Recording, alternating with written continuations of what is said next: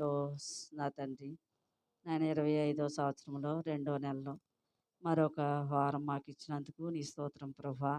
ఈ యొక్క ప్రభా నా తండ్రి దినములు గడియలు నీ స్వాధీనములు ఉన్నాయి తండ్రి. మమ్మల్ని అయితే సజీవ లెక్కలో ఉంచి నీ సన్నిధిలో ప్రార్థించడానికి నాయన గణపరచడానికి మాకు ఇచ్చిన ఈ అవకాశాన్ని బట్టి నీ స్తోత్రాలు తండ్రి.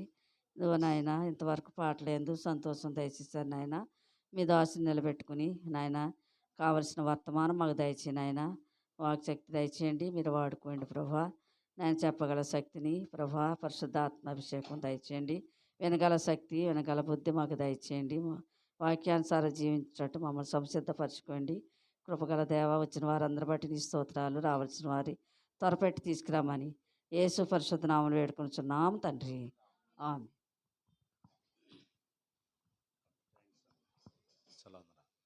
మంచిదండి. ఇంతవరకు చక్కని పాటల ద్వారా దేవుణ్ణి స్తుతించటానికి, ఆయన నామాన్ని గణపరచడానికి దేవుడు మనకు అనుగ్రహించిన మంచి తరుణ సమయాలు బట్టి నేను దేవునికి వందనాలు స్తోత్రాలు చెల్లించుకుంటున్నాను.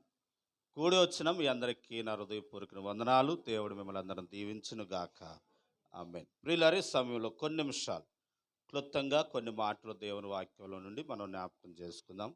ఆ తదుపరి ఏడుగురుగా మనం ప్రార్థన చేద్దాం.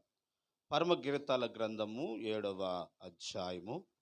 పరమగీతాల గ్రంథము 7వ అధ్యాయం. పరమగీతము 7వ అధ్యాయము 7వ వచనాన్ని చదువుదాం.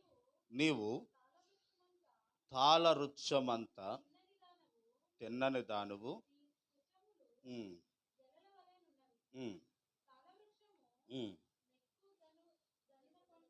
ఎక్కువ ఎక్కువని అనుకుంటుని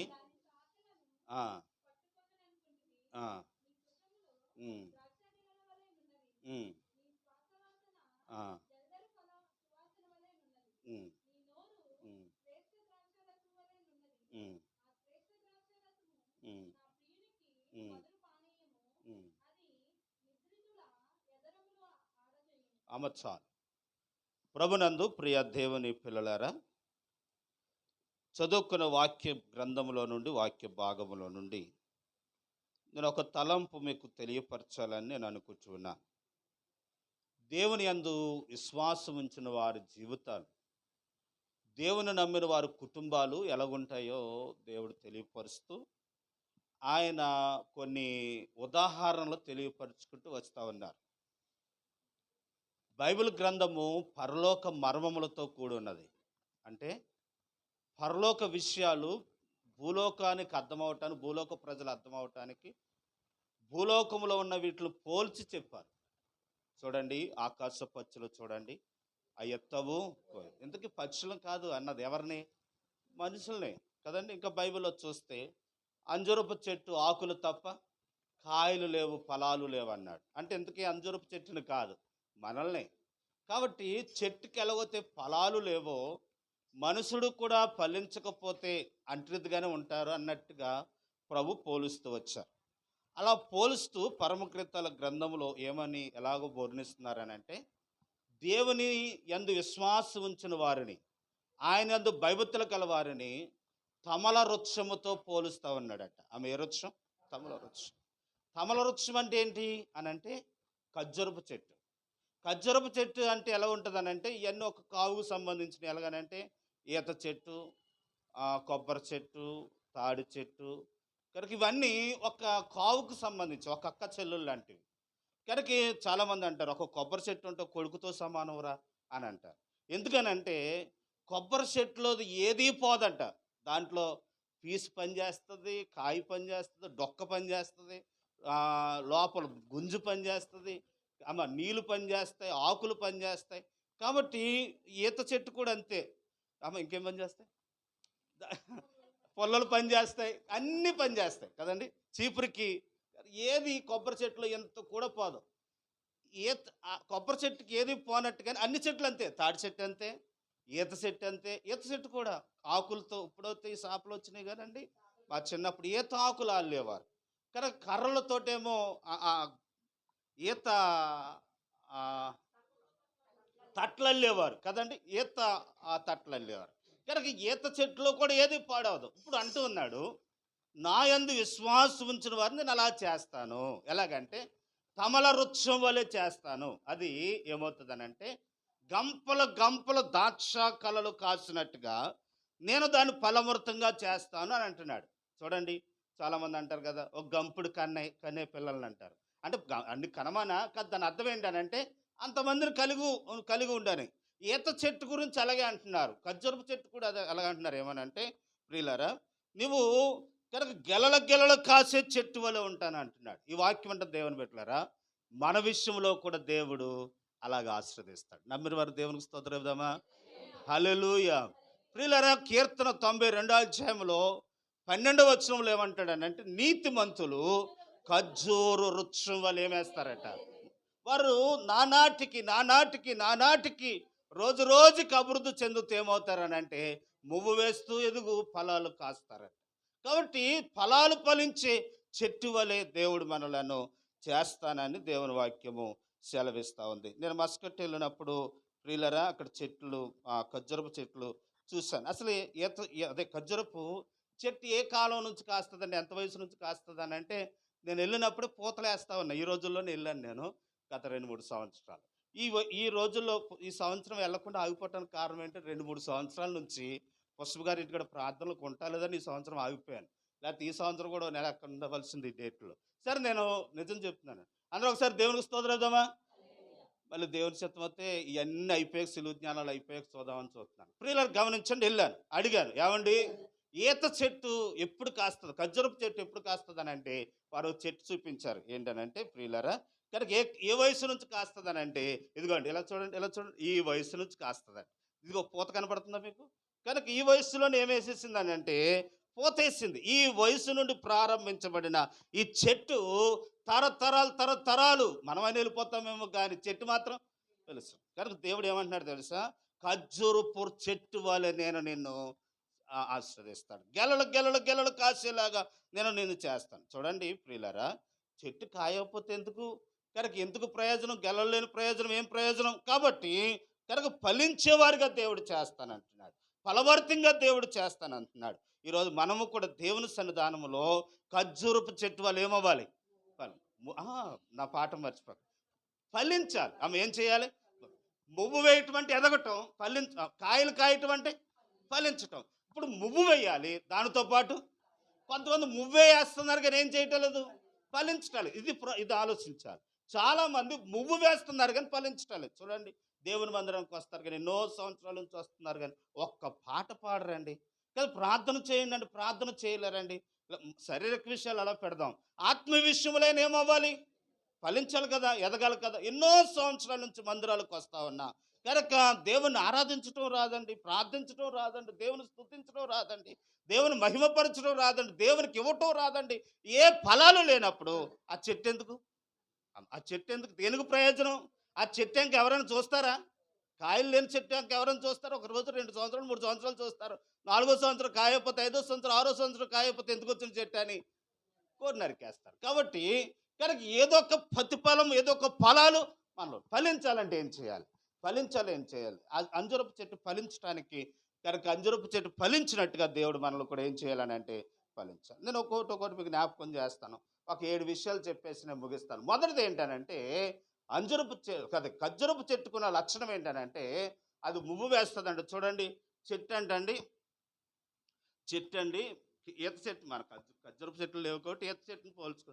ఈత చెట్టు అంటే ఆకులు ఎలాగుండి, మువ్వు ఎలాగుంటుంది, పైకి ఉంటుంది. తురా చెట్టు ఎలా ఉండదు, మామిడి చెట్టు ఎలా ఉండదు. మామిడి చెట్టు ఎలా ఉంటుంది అని అంటే, తురా చెట్లు ఎలా ఉంటాయనంటే ఈ ఇంట్లోంచి ఆ ఇంట్లోకి వెళ్ళిపోతాయి రొబ్బలో. తురా చెట్లు ఏర్లు ఉన్నాయనుకోండి, ఈ ఇంట్లోంచి ఎక్కడికో వెళ్ళిపోతాయి. కానీ ఖర్జూరపు చెట్టు అలా ఉండదు. ఖర్జూరపు చెట్టు ఎలా ఉంటుంది అని అంటే నేరుగా తిన్నగా ఎదుగుతుంది. కనుక ఖర్జూరపు చెట్టు ఎదగటాలో ఒక ముఖ్య వ్యత్యాసం ఏంటనంటే ఆకాశం వైపు చూస్తుంది. ఈరోజు మనము కూడా ఎదిగి ఫలించాలి అని అనుకుంటే మనం కూడా ఎవరి తట్టు చూడాలి, దేవుని తట్టు చూడాలి. ఆయన తట్టు చూస్తూ ఉన్నప్పుడు దేవుడు మనల్ని ఏం చేస్తాడు. అసలు మొన్న ఆదివారం చెప్పాను ఏంటంటే, కనుక ఫలాలు ఇచ్చే చెట్టు కనుక తన కాయలు ఎర్రగా ఉన్నా దాని ఏర్లు ఎలాగుంటాయంట, నల్లగా ఉంటాయి. కనుక మనము కూడా నల్లని వారమైన కష్టాలు అనుభవిస్తున్నా, బాధలు అనుభవిస్తున్నా, నిందలు అనుభవిస్తున్నా, ఎన్ని సమస్యలున్నా మన ప్రభువులో మన ఏరులో ఉంటే, ఆయన సన్నిధానం మనం గడుపుతూ ఉంటే దేవుడు మనల్ని ఫలవర్తంగా చేస్తాడు. ఫలాలు ఇచ్చేవారుగా, కాయలు కాసేవారుగా, అభివృద్ధి చెందేవారుగా, మన చేతితో ప్రారంభించి మన మనసులో అనుకున్న ప్రతి పనిని దేవుడు ఏం చేస్తాడంటే సఫలం చేస్తాడు. దేవుని నామమున మహిమ కలుగును గాక. అలా చేయాలంటే ఏం చేయాలో తెలుసా ప్రియులారా? నిర్లక్ష్యంగా ఉండొద్దు, సమయం పోగొట్టుకోవద్దు. ఉపవాసం ఉండి కన్నీరు కార్చి ఆ విషయం కొరకు అంగలార్చినప్పుడు దేవుడు చేయలేదంటూ కార్యం ఏదియో లేదు. ఒక విషయాన్ని మనసులో పెట్టుకోండి. దేవుడు ఏమైనా కార్యం చేయాలని అంటే దేవుని తట్టు తిరిగిన మనము ఏదో ఒక త్యాగము చేయాలి. త్యాగం అంటే సమయం దేవుని కొరకు త్యాగం చేయాలి. కనుక ఒక పూట భోజనం మానేసి త్యాగం చేయాలి. త్యాగం చేసి ప్రార్థన చేస్తే చూడండి. కనుక ప్రియులరా, నేను ఎలా అంటూ ఉన్నాను, ఉపవాస ప్రార్థనలు పెట్టుకున్నారనుకోండి, కొంతమంది డ్యూటీలు సెలవెట్టరండి. కనుక డ్యూటీలు సెలవెట్టకుండా వెళ్ళిపోయి ఇక్కడ కూలోళ్ళు ఎట్టినట్టుగా ప్రార్థన చేపిస్తారు. నో, కుటుంబం అంతా కలిసి ఏం చేయాలి? ప్రార్థన. సెలవెట్టారు, రోజు సెలవు పెట్టుకుని అంగలారుస్తుంది. అంటే సెలవు పెట్టుకుంటే ఏంటి దాని అర్థం? త్యాగం చేస్తున్నాడు. ఈ త్యాగం చేసినప్పుడు దేవుడు ఏం చేస్తాడు? నాకు 3 విషయాలు దేవుడు మేలు చేశాడని ఏంటి చెప్పనా? మొదటిది ఏంటంటే ప్రియులారా, 4, 5, 6 సంవత్సరాలు అయింది, ఇప్పటికి షుగర్ బిల్ వేయలేదు. అప్పటి నుంచి షుగర్ లేదండి, కంట్రోల్ అయిపోయింది. ఒక్కొక్కసారి దడ వచ్చేస్తుంది ఏంటని చూపిస్తే ఇంకా డౌన్లోనే ఉంటుంది కానీ హెచ్ అవుతలేదు. 1, 2 ఒళ్ళంతా దురద వచ్చేసేది. ఎంత దురద అంటే అండి, సిట్రిన్ ట్యాబ్లెట్ వేస్తే 2 రోజులు ఆగేది, తర్వాత మళ్ళీ వచ్చేసేది. బొబ్బలలాగా వచ్చేసేది. గోక్కుని దువ్వనతో బరాబర గోక్కుని ఎంత గట్టిగా గోక్కుని వాడినాం. ప్రియులారా గమనించండి, ఎలా తగ్గిపోయిందో. ఈ 2 విషయాల దగ్గర దేవుని దగ్గర ప్రార్థన చేశాను. చాలా అంగలార్చాను దేవుని దగ్గర. అయ్యా, సిగ్గులేని రోగం వచ్చింది నాకు. ఏ రోగం అది? సిగ్గులేని రోగం అది దురద. అది ఎక్కడ పడితే అక్కడ గోక్కుంటుంది. బస్ స్టాండ్ అని లేదు, రైల్వే స్టేషన్ అని లేదు, ప్రార్థన అని లేదు, అక్కడ ప్రతి చోట సిట్రిజన్ ట్యాబ్లెట్ వేయకపోతే 2 రోజుల తర్వాత వచ్చేసేది. ప్రియుల 2 రోజులకు ఆగేది, తర్వాత వచ్చేసేది. కానీ ఎలా తగ్గిపోయిందండి. నేను దేవుని దగ్గర మొరపెట్టాను, కన్నీరు కార్చాను. దేవుడు అద్భుత కార్యాన్ని దేవుడు చేశాడండి. ప్రియులారా, ఈ ఈ ఈ విషయాల్లో దేవుడు అద్భుత కార్యాలు చేస్తూ వచ్చాడు. దేవుని నామమున మహిమ కలుగును గాక. ప్రియులారా, నేను అంగలార్చి దేవుని దగ్గర మొరపెట్టిన ఆ స్వభావంతో చెప్తున్నాను ఏంటనంటే, దేవుడు మన ప్రార్థన కూడా ఆలకిస్తాడు. దేవుడు వింటాడండి. యథార్థంగా, భక్తిగా, విశ్వాసంగా ఉంటున్నప్పుడు ఎందుకన్నాడు మన ప్రార్థన? నేను అనేది అది, నా ఛాలెంజ్ అది. నేను ఈరోజు మీకు ఇస్తురుతున్నాను. ఈ మాట ఏంటి తెలుసా? లైవ్లో కానివ్వండి, ఎవరు కానివ్వండి, ఎవడు వస్తాడు రండి, నేను సవాలు విసురుతున్నాను. ప్రార్థన చేయగా జరగలేని కార్యం అంటే ఏదియో లేదు. కనుక ఎలా చేయాలో నేర్పిస్తున్నాను, చేయండి. చేసినప్పుడు మీ జీవితంలో దేవుడు ఇప్పుడు చేయవలసిన పని ఏంటంటే, గంపడ కాయలు కాయాలని అంటే ఆ చెట్టు దేవుని వైపు చూసినట్టుగా మనం ఎవరి వైపు చూడాలి? దేవుని వైపు చూడాలి. ఆయన వైపు చూసినప్పుడు దేవుడు సహాయాన్ని మనకు దయచేస్తారు. 1, 2 ప్రియులారు, మనం ఆలోచిస్తే, మనం గమనిస్తే కనుక దేవుని వాక్యం, ఎందరో ఆయన వైపు చూసేదారు వారందరూ రక్షించబడతారు. యెహోవా కొరకు ఎదురు చూచువారు నూతన బలము, నూతన శక్తిని పొందు. పక్షిరాజు యవన వల్లే పైకి ఏమవుతారట? కాబట్టి మనం ఆయన తట్టు చూడాలి, ఆయన సహాయం కోరుకోవాలి. ప్రియులారా, నేను ఇలా చెప్తున్నాను మీకు ఏంటనంటే, ఒక వ్యక్తి మీద నమ్మకం కుదిరే వరకు కొంచెం కష్టమవుతుంది. మీకు ఈ అనుభవం వచ్చిందో లేదో, ఒక వ్యక్తి మీద నమ్మకం కుదిరిందంటే ఇక సర్వస్వం వదిలేస్తారు, ఇంకా పట్టించుకోరు. 10,000 కావాలి ఇస్తాం, 1,00,000 కావాలి ఇచ్చేస్తాం, 10 కోట్ల రూపాయలు కావాలి ఇస్తామంటారు. ఎందుకని? ఏం కుదరాలి? దేవుడు కూడా మన మీద ఆయనకి నమ్మకం వచ్చేదాకా ఆయన ఏం చేస్తాడు? కనిపెడతాడు, పరీక్ష చేస్తాడు. నమ్మకం కుదిరిందా, ఇంకా నువ్వు మనసులు అనుకుంటే చాలు, అడగక్కర్లేదు. మనసులు అనుకుంటే చాలు, దేవుడు కార్యం చేస్తాడు. ప్రియులారా, ఆ నమ్మకం కుదిరేదాకా దేవుని దగ్గర మనం ఏం చేయాలని అంటే, పట్టుదలతో ఆయన తట్టు తిరగాలి. 1 యోబు గ్రంథం చూడండి, 11 వచ్చాయి. ఆ చెట్టు అంటండి తిన్నగా ఎదుగుతుందట. ఇంక వంకర టెంకరలు ఉండవు ఖర్జూరపు చెట్టుకి. చూడండి అమ్మ, యోబు గ్రంథం 11 అధ్యాయం 13 వచ్చు.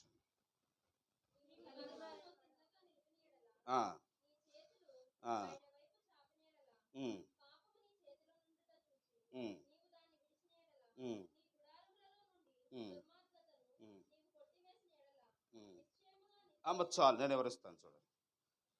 ఈ చెట్టుకున్న ఇంకొక గుణం ఏంటనంటే, పైకి చూస్తుందంట. రెండోది నిదానంగా ఎదుగుతుందంట. అంటే తిన్నంగా ఎదుగుతుంది. కొన్ని చెట్లు ఉన్నాయనుకోండి వంకర టింకరగా ఉంటాయి, కానీ తాడి చెట్టు కానీ కొబ్బరి చెట్టు కానీ అదేదో అడ్డొస్తేనే తప్ప దానికి వంకర రాదు. అది ఎప్పుడు కూడా ఎలా ఎదుగుతుంది అని అంటే నిదానంగానే ఎదుగుతుంది. దేవుడు మన జీవితంలో కార్యం చేయాలంటే ఏం చేయాలో తెలుసా? మనం నిదానంగానే ఉండాలి. ఏమంటున్నారు, ఏ గ్రంథంలో ఏమంటున్నారంటే నీ మనస్సు ఎలా ఉండాలట? తిన్నగా ఉండాలట. మనము మన మనస్సు తిన్నగా పెట్టుకుంటే దేవుడు సహాయాన్ని చేస్తాడు.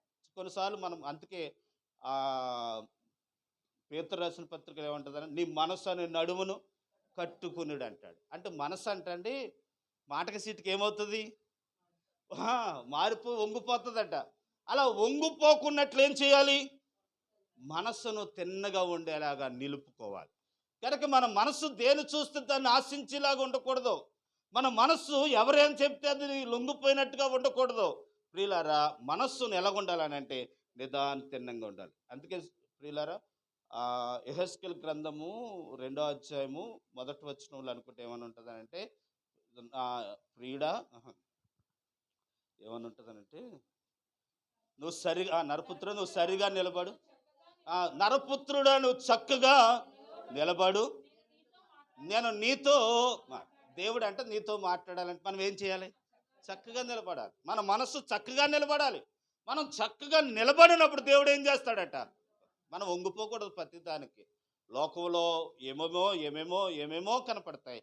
వాటన్నిటికి ఏం చేయకూడదు? తిన్నగా మన మనసును ఉంచుకోవాలి. ప్రియులారా, మీకు అర్థమయ్యే రీతిలో నేను చెప్తాను. ఒక విషయంలో నష్టం వచ్చిందని తెలిసిన తర్వాత ఇంకా మళ్ళీ దాని జోలికి వెళ్ళకుండా ఆ విషయంలో మనకి ఎంత లాభం రానివ్వండి, ఆయన అక్కడికి వెళ్ళకూడదు. ఎందుకని? దానివల్ల ఏమొస్తుంది? నష్టం వస్తుంది. కాబట్టి మనస్సు వంగుతుందని అంటే మళ్ళీ అక్కడికి వెళ్తున్నామంటే నీ మనసు ఎలా లేదు? నిలబడిగా లేదు. కాబట్టి దేవుడు గంపడి ఫలాలు ఇచ్చేవారుగా ఉండాలని అంటే ముందుగా మన మనసు ఏం చేయాలంట? నిలబడాలి. మనసు నిలబడినప్పుడు దేవుడు మనం ఏది అడుగుతామో దేవుడు అది మనకు సహాయాన్ని.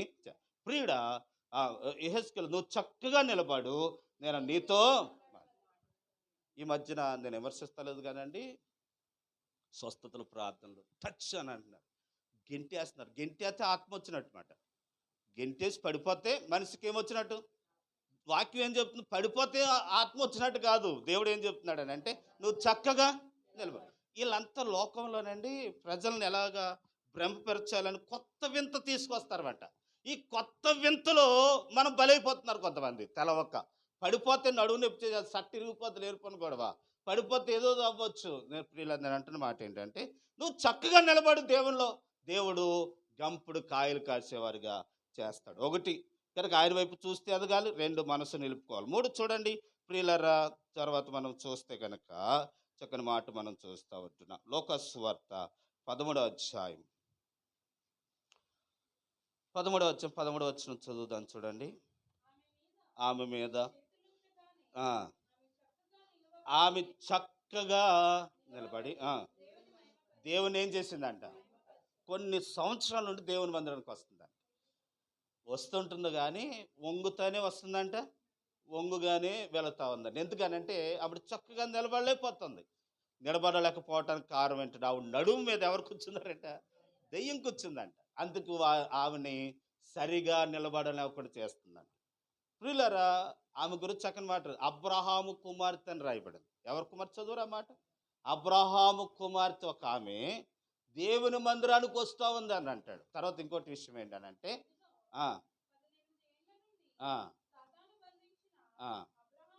ఎవరు కుమార్తె?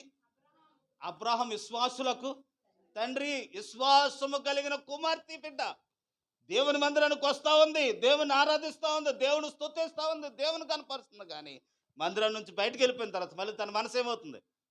వంగిపోతా ఉంది. వంగిపోయిన దానికి ఉండటానికి కారణం ఏంటంటే ఆమె నడుమ మీద ఎవరు కూర్చున్నారంట? కానీ కొంతమంది కొన్ని దెయ్యాలు వారి మనసును ఏం చేస్తూ ఉన్నాయి? ఏలుబడి చేస్తూ ఉన్నాయి. వారు మనసును ఏలుబడి చేస్తున్నాయి కాబట్టి మనసు ఏం చేసుకోలేకపోతున్నారు? నిలుపుకోలేకపోతున్నారు. అంటే మనసు నిలుపుకోపోతున్నారు అని అంటే వాళ్ళని ఎవరు ఏలుబడి చేస్తున్నారు అనుకోవాలి? సాతాను ఏలుబడి చేస్తున్నారు అనుకోవాలి. ఈరోజు ప్రియులరా, నీ మనస్సు సాతాను ఏలుబడి చేయకుండా ఉన్నట్లు ప్రభు ఏమన్నాడు తెలుసా? ఆమెను తీసుకురండి అని చెప్పి ఆమె మీద చేతులు ఉంచగా ఆమెకి ఏమొచ్చిందంటే అండి, సరిగా నిలబడి అంతవరకు సరిగా నిలబడని ఆమె చక్కగా నిలబడి ఆ రోజు నుండి దేవుని ఏం చేస్తా ఉందనంటే, ఈరోజు దేవుని వాక్యం వింటున్న దేవుని బిడ్డలారా, నువ్వు దేవునిలో చక్కగా నిలబడు. దేవుడు గంపల గంపలుగా కాయలు కాసేలాగా ఖర్జూరపు చెట్టు వలె దేవుడు మనలను, తమలపు రెచ్చు చెట్టు వలె దేవుడు మనల్ని ఆస్వాదిస్తాడట. అలాగ ఆస్వాదించాలంటే ఏం చేయాలనంటే, దేవుని వాక్యం చెప్తా ఉంది ఏమిటనగా, మనము సరిగా నిలబడాలి. మనం ఆయన తట్టు చూడాలి, ఆయన సహాయం తిన్నగా ఉండాలి, చక్కగా నిలబడేవారుగా దేవుళ్ళు ఉండేవారుగా ఉండాలనే విషయాన్ని తెలియపరుస్తా ఉన్నారు. దేవుని నామమునకు మహిమ కలుగును గాక. అన్ని జనుల మధ్యలో ఎవరైనా యేసుప్రభు నమ్ముకున్నారనుకోండి, వాళ్ళే కదా మనోళ్ళు కూడా అలాగే చేస్తా ఉన్నారు. పాలు పొంగిచ్చినప్పుడు శంకుస్థాపనలకి వాటికి వీళ్ళ పాపం నిదానంగా ఉంటారు. ఎవరు? ఇంటికల వాళ్ళు శంకుస్థాపన జరిగించిన వాళ్ళు నిదానంగా ఉంటారు. ఎవరో పక్కింటి ఆవిడ వస్తుంది, అయ్యో నవధాన్యాలు వేయలేదా అన్నవాడికి ఆవిడ మాట ఏం చేస్తారు? ఎస్, వీళ్ళకి వేయకూడదని మనసు ఉంది, వీళ్ళు స్ట్రాంగ్గానే ఉన్నారు. ఆమె మాటకి ఏమవుతారు అని అంటే లొంగిపోతున్నారు. ప్రియులరా, అయ్యో పసుపు వేసుకోకూడదా, అలరలరగా ఉండకూడదా, కనుక దేవుని పిల్లలము దేవుని ప్రతినిధులుగా ఉండాలా, దేవుని మహిమ తెచ్చేవారుగా ఉండాలా. యేసు అల్లరికి కర్త కాదు కదా. మన లోకంలో మనం చూస్తూ ఉన్నారు, మరి మనం అల్లరిగా ఉంటే బాగోదు కదా. నా చిన్నప్పుడమ్మా బ్యాండ్ వేలం ఊరంతా తిరిగేది. బ్యాండ్ వేలం ఇందిరాగారికి పెట్టారా మీ పెళ్ళికి? బ్యాండ్ వేలం పెట్టలేదా? అప్పటికే వచ్చేసింది. ఆర్కెస్ట్రా అప్పటికే వచ్చేసింది. అంత క్రితం మా చిన్నప్పుడు బ్యాండ్ వేలం పెట్టేవారు. పుస్తక గారు మీకు పెట్టారా? బ్యాండ్ వేలం పెడతా అమ్మా, వీళ్ళ నాన్న పెళ్ళికి పెడితే నేను డ్యాన్స్ చేశాను. అప్పుడు పెట్టేవారు, పెడితే ఊరంతా తిరిగేవారు. మరి ఇప్పుడు ఎందుకు తిరుగుతలేదు, ఎందుకు మానేశారు అని అంటే, ఎవరో పెళ్ళికి పెద్ద గొడవ అయిపోయింది, కొట్టేసుకున్నారు. ఆ దెబ్బతో ఏం చేశారనంటే ప్రియులరా, మానేశారు. ఎందుకు వచ్చిన గొడవలు బాబు, మన పెళ్ళిలో ఇంకెవడో కొట్టుకుంటే మనకు జీవితకాలం అంతా మన ఇంటికి గుర్తుండిపోద్దని అని పెళ్ళి ఆపేశారు. ఆ పెళ్ళి కాదు, ఈ బ్యాండ్ వేలం ఆపేశారు. ఇప్పుడు అదే గొడవలు రాబట్టడానికి అవకాశం ఉంది. ఎప్పుడో ఎవరితో మొండిది లెగిస్తుంది, ఏమే పనికి మళ్ళీ దాన్ని నా మీద వేసావేంటే అంటే చాలు, అది నీ ఇంటికాడే జరుగుతుందేమో జాగ్రత్త. అది నీ ఇంటికాడ నుంచి ప్రారంభమవుతుంది, అది తరతరాలు ఏమైపోద్ది, గుర్తుండిపోద్ది. కాబట్టి జాగ్రత్త. నేను దేవుని సేవకుడిగా చేయవలసిన పని ఏంటంటే, రాబోయే దాన్ని ముందుగా ఏం చేయాలి, చెప్పాలి.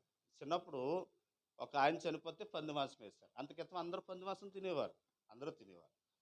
ఆ రోజు నుండి ఆగిపోయింది. ఆయన చనిపోయిన కాడ నుంచి ఆగిపోయింది. ఎందుకు ఆగిపోయింది అని అంటే, ఆయన చనిపోయినప్పుడు పందిని వేస్తే మేము అందరం వెళ్ళి ఓ మొక్కి అంటే తోక చవ్వు అవన్నీ కోసిచ్చాడు ఆయన కోసి తినేసాం.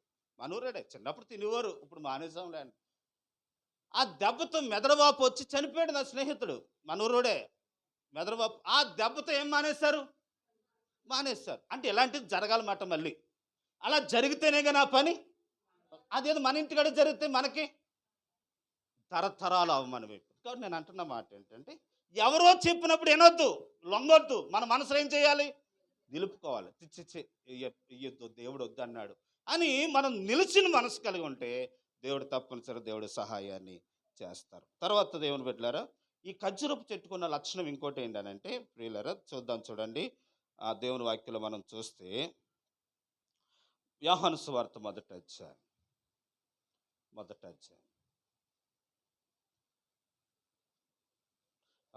సారీ క్షమించండి, సంఖ్యాకాండం 23వ అధ్యాయం 21వ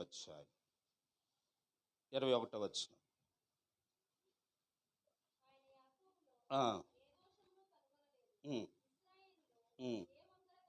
ఇశ్రాయేలులో ఏ వంకరతనము,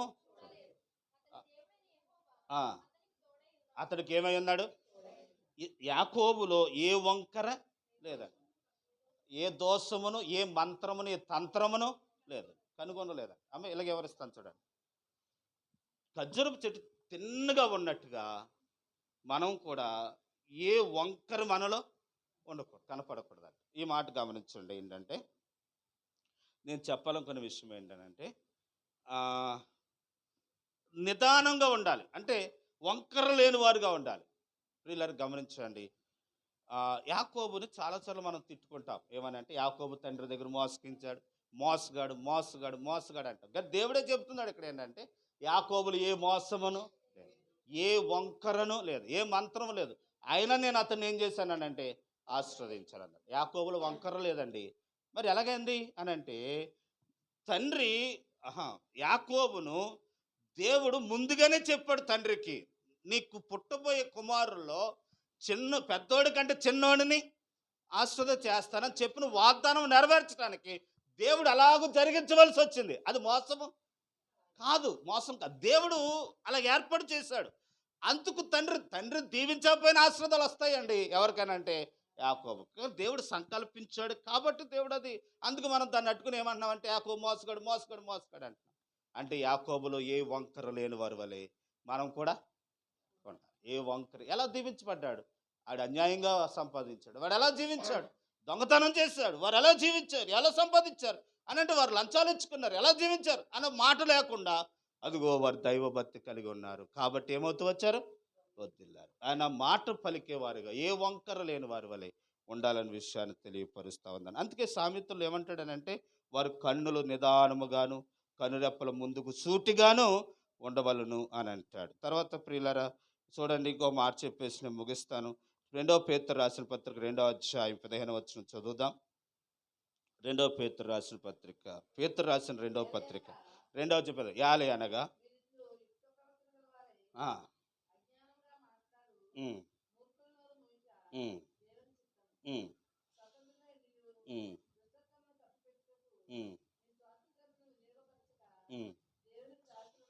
ఉమ్, ఉమ్, అక్క రెండో పేతురు రాసిన పత్రిక 2వ 15వ వచనమేనా? తిన్నని మార్గములు విరిచి బిలాము పోయే మార్గమును బట్టి ఏం చేయొద్దు, ఏమైపోతున్నారట, తోవ తప్పిపోతున్నారు. ఇప్పుడు బిలాము దేవుని ప్రవక్త అండి, దేవుని సేవకుడు అండి, దేవుని యొద్ద నుండి వచ్చిన స్వరం వినేవాడండి. బిలాము దేవుని స్వరాన్ని ఏం చేశాడు, తప్పిపోయాడు. ఎందుకు తప్పిపోయాడు దేవుని మాటలకు, దేవుని నియమానికి అని అంటే మీకు అర్థమవటానికి మళ్ళీ మొదటికి వస్తాను. దేవుడు ఇశ్రాయేలును ఆశీర్వదించాడు. దేవుడు ఆశీర్వదించేవాడిని శపించడానికి నువ్వెవరు, నేనెవరిని శపించడానికి? ఎవరిని శపించకూడదు. దేవుడు ఏం చెప్పాడు తెలుసా, ఆశీర్వదించి నీ పని అంతే, ఆశీర్వదించంతే. అది చెడ్డోడైనా మంచోడైనా ఏం చెయ్యి. ఇప్పుడు ఇశ్రాయేలు ఓడిపోతలేదని ఎవరి దగ్గర ఒప్పందం చేసుకుని వారు ఓడిపోవాలనే ఉద్దేశంతో డబ్బులు తీసుకుని ఇశ్రాయేలును శపించడానికి ప్రయత్నం చేస్తా ఉన్నాడు. వీడు వంకర బుద్ధి రావటానికి కారణం ఏంటి? డబ్బే ప్రియులరా, డబ్బు సమస్త కీడులకు. కాబట్టి నవోహయ్ గారి సాక్ష్యాన్ని మనం వింటాం. మా నాన్నగారు ఉన్నప్పుడే అక్కలు తెలుస్తుంది, పెద్ద పెద్ద దొరలు వచ్చారట, పెద్ద పెద్ద సంస్థలు వచ్చినాయంట. మీ పిల్లలు మేము పోషిస్తాం, ఇక మీ పిల్లలకు కావాల్సింది ఇస్తాం, మీకు ఇల్లులు కడతాం, భవనాలు కడతాం, మందిరాలు కడతాం, మా మాటిను, మా దగ్గర సంతకం చేయండి. మీ డబ్బులు వద్దా, మీరు అక్కడ పోనవతలు కానీ. ప్రియులారా, ఆ రోజు ఒప్పుకుంటే ఎందుకు ఒప్పుకోకూడదు అని అంటే వారు డబ్బు కాసిపడి వాళ్ళ దాంట్లో జాయిన్ అయ్యామంటే వారు వంకర తావులోకి తీసుకెళ్తారు. వారు చెప్పినట్టుగా చేయాలి, వాళ్ళు ఏం చేయమంటే అది చేయాలి. మన దేవుని వాక్యం ఎలా ఉంది అలా చెప్తా ఉండదు. అప్పుడు ప్రియులరా, నాకు ఎన్నో అవకాశాలు వచ్చినాయి కానీ ఈరోజు చెబుతున్న భాగ్యం ఏంటి తెలుసా, మనం డబ్బుకు లొంగకుండా, దేవుడు ఇస్తాడు, ఈరోజు తక్కువ వచ్చేమో, రేపు పొద్దున ఇస్తాడు, రేపు ఇస్తాడు. ఇచ్చేదాకేం చేయాలనంటే మనము నిదానముగా ఉండేవారంగా ఉండాలి. దేవుని బిలాము బాధలోకి వెళ్ళవద్దు, కనుక కూర కొరకు లొంగిపోవద్దండి, లేకపోతే చిన్న పలహారాల కొరకు లొంగిపోవద్దండి. సత్యం కొరకు ఏమవుదాం, నిలబడాలని. జాకెట్ ముక్క కొరకు లొంగిపోతారు, చీర కొరకు లొంగిపోతారు కదండి, డబ్బాల కొరకు, కోడిగుడ్ల కొరకు లొంగిపోతారు. సత్యం కొరకు నిలబడే వారంగా మనం ఉండాలి. నేను తిడతలేదండి మిమ్మల్ని, సత్యం చెప్తున్నాను, ఆలోచించండి. నేను ఎలా బతుకుతున్నానో మీకు అలా చెప్తున్నాను. మన జీవితాలు ఆశ్చర్యకరం. ముగిస్తున్నాను. ఏంటనంటే ప్రియులారా, గమనించండి, ఎంత ఎత్తి ఎదుగుతుందో అంత లోతులోనికి దాని ఏర్లు వెళ్తాయంట. దేని ఖర్జూరపు చెట్టుకు లోతులోకి వెళ్ళిపోతాయంట ఏర్లు. ఎంత పైకి ఉందో చెట్టు అంటండి, పడిపోయినా ఇలా ఒరిగిన చెట్టు ఏమవుతుందనంటే ఆ గాలి తుఫాను వెళ్ళిపోయిన తర్వాత, ఆ వర్షం వెళ్ళిపోయిన తర్వాత మళ్ళీ లెగిస్తుందంట. ఇలా ఎవరు లేపక్కర్లేదట, మళ్ళీ ఇలా నిదానంగా ఎదుగుతుందట. ప్రియులరా, ఎందుకలా నిలబడుతుందనంటే, పడిపోకుండా ఎందుకు ఉంటుందనంటే దాని ఏర్లు ఏమై ఉన్నాయి, లోతుగా. కొన్ని చెట్లు అండి ఎలా ఉంటాయనంటే అంతేగాని పైన ఉంటాయి. ఈ పైన ఉండటం వల్ల అట్టి చెట్టు చూడండి పైన ఉంటాయి. ఎక్కువ అట్టి చెట్లు పడిపోవటానికి కారణం ఏంటంటే దాని ఏర్లన్నీ పైన ఉంటాయి. కనుక ఈ చెట్టు పడిపోకపోవటానికి కారణం ఏంటంటే దాని ఏర్లు ఏమైనాయి, లోతుకి వెళ్ళాలి. మన ఆత్మీయ జీవితంలో కూడా మనం ఏం చేయాలి, లోతుకి వెళ్ళాలి. చాలాసార్లు చెప్తాను, యెహెజ్కేలు గ్రంథం 47వ అధ్యాయంలో శేలమండల లోతు, మోకాలు లోతు, మొల లోతు, కనుక ఈదలేనంత లోతు. కనుక కొంతమంది ఆ శీలమండల లోతు వరకే వస్తారు, మోకాలు లోతు వరకే వస్తారు, మరి కొంతమంది మొల లోతు వరకే వస్తారు. నో మనం ఈదలేనంత లోతులోనికి మనం వెళ్ళాలి. చదువురా దొరికిందిరా. ఆ, ఆ, ఆ, ఉమ్, ఉమ్, ఉమ్, ఉమ్, ఉమ్, ఉమ్, ఉమ్. నేను దాటలేనంత నది కనపడునా.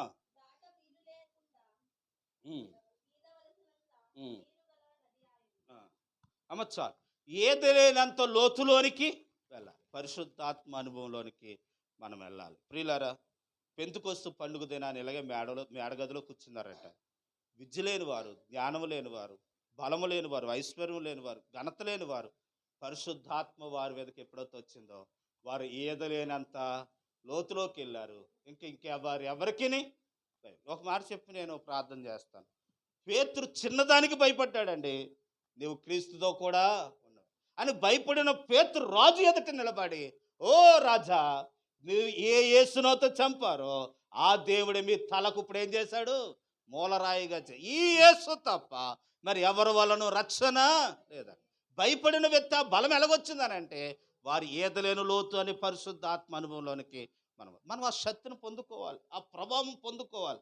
ఆ శక్తిని పొందుకున్న డబ్బును బట్టి, ఐశ్వర్యం బట్టి, ధనమును బట్టి, లేకపోతే ఇస్తున్నా వచ్చినా రాకపోయినా, ఇచ్చినా ఇవ్వకపోయినా, బంధువులున్నా లేక ఇంక దేనికి భయపడవు. ఆ శక్తి ఎదుట ఇంక దేనికి సాటి రాదు. కాబట్టి ప్రియులారా, మత్తయి సువార్త 5వ అధ్యాయంలో పేతురు రాత్రంతా ప్రయాసపడ్డాడట, ఒక్క చేప కూడా పడలేదు. అప్పుడు యేసు తెల్లవారుజామున వారి దగ్గరికి వెళ్ళి, పిల్లలారు ఏమైనా ఉన్నాయంటే లేవన్నప్పుడు, అలాగైతే మీ దోణులను లోతుకి నడిపించండి. ఎంతకాలం ఇక కింద ఎంతకాలము ఈ భక్తి లేని వారుగా ఉంటారు, ఎంతకాలం ఇంకా చిన్నగానే ఉంటారు. ఆలోచించండి. లోతుకి వెళ్ళండి అన్నప్పుడు, లోతుకి వెళ్ళినప్పుడు వారు లోతుకి వెళ్ళిన తర్వాత యేసయ్య చెప్పినట్టు ఆ దోణుల కుడి పక్కన వాళ్ళ వేయగా విస్తారమైన చేపలు పడ్డాయి. అద్భుతం ఏంటంటే రాత్రంతా లేని చేపలు అప్పుడు ఎలాగొచ్చినాయి అనంటే, వారు రాత్రంతా వారను పట్టుంటారు. ప్రియులరా, ఆ వారని పట్టుకుని ఉంటే ఆ వారలు ఏం పడి ఉంటాయి అనంటే ఆల చెప్పులు, కొబ్బరి చెప్పులు, డబ్బాలు, బాటిళ్ళు పడి ఉంటాయి. కానీ లోతుకి వెళితే వారికి ఏమొచ్చినాయి అనంటే, శ్వాస జీవితంలో కూడా విస్తారమైన ఆశీర్వాదాలను పొందుకోవాలనుకుంటే మనము లోతులోనికి వెళ్ళాలి. ఇంకా భక్తి నేర్చుకోవాలి, ఇంకేం నేర్చుకోవాలి. దేవుని మందిరానికి ఎలా రావాలి చెప్పనండి. దేవా, ఈరోజు నాతో ఏం మాట్లాడతావు, నేను ఏం నేర్చుకోవాలి, ఎక్కడ ప్రార్థన జరిగినా, ఎక్కడ మీటింగ్కి వెళ్ళినా, ఇప్పుడైతే ఆ భక్తులు, ఆ విశ్వాసాలు ఉంటుంది. కానీ మన చిన్నప్పుడు పరుగులు వెళ్ళిపోయేవారండి. ఏల్పూర్లో జరిగిన, తణుకులో జరిగిన, రావులపాలెంలో జరిగిన, అత్తులో జరిగిన, ప్రియుల తాడేపల్లిగూడు పరిగెత్తుకెళ్ళిపోయేవారు. ఎందుకని అంటే దేవుడు ఏం మాట్లాడతాడు, ఇంకేం నేర్చుకోవాలని మాట్లాడుతున్నాడు, ఇంకేం మాట్లాడతాడు నా సత్తుతో ఏం చేయాలి, పరుగులెత్తాలి. ఈరోజు ఆ శక్తి తగ్గిపోయింది. ఈరోజు అలా కాకున్నట్లు ఆ శక్తి కలిగి ఉందాం. అప్పుడు దేవుడు గంప నిండా కాసేవారిగా దేవుడు మనల్ని చేస్తాడు. చదువుకున్న వాక్యంలో పరమగీతాలు 7వ వచనంలో మనం చూస్తే ప్రియులరా, అక్కడ రాయబడుతుంది, అంత మాత్రమే కాదు, నువ్వు సువాసనగా ఉంటావు, ద్రాక్ష ఫలాలు కాసేవారుగా ఉంటావు. నీ సువాసన ఎలాగ ఉంటుందని అంటే, చదవరా, నీ నోరు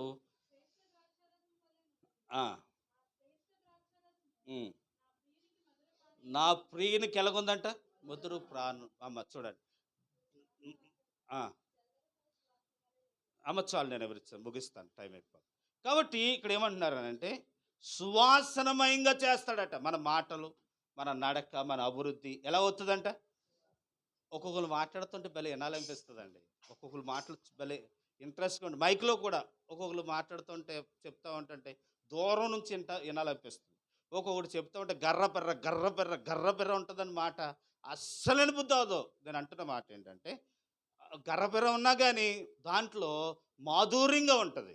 ఎందుకనంటే ఆ మాట ఎదటి వ్యక్తికి రుచిగా ఉంటుంది. అందుకే యేసు ఏమన్నాడంటే మీ మాట ఉప్పు వేసినట్టుగా ఉండాలన్నాడు. రుచిగా ఉండాలంటే. సరే నేను ముగిస్తాను. మన మాట అంట సువాసనగా ఇష్టపూర్వకంగా ఉండేవారుగా దేవుడు మనలను చేస్తాడట. అలా చేసేవారుగా ప్రభు మనలను సజీవుడైన దేవుడు, జీవిస్తున్న దేవుడు, గంపల నిండా ఫలించేవారుగా, నిలిచి ఉండేవారుగా, అభివృద్ధి చెందేవారుగా, తిన్నని వారిగా దేవుడు మనల్ని ఆశీర్వదించును గాక. ఆమేన్. తలలు ఉంచుదాం, కళ్ళు మూసుకుందాం, ప్రార్థన చేద్దాం. ప్రియులారా,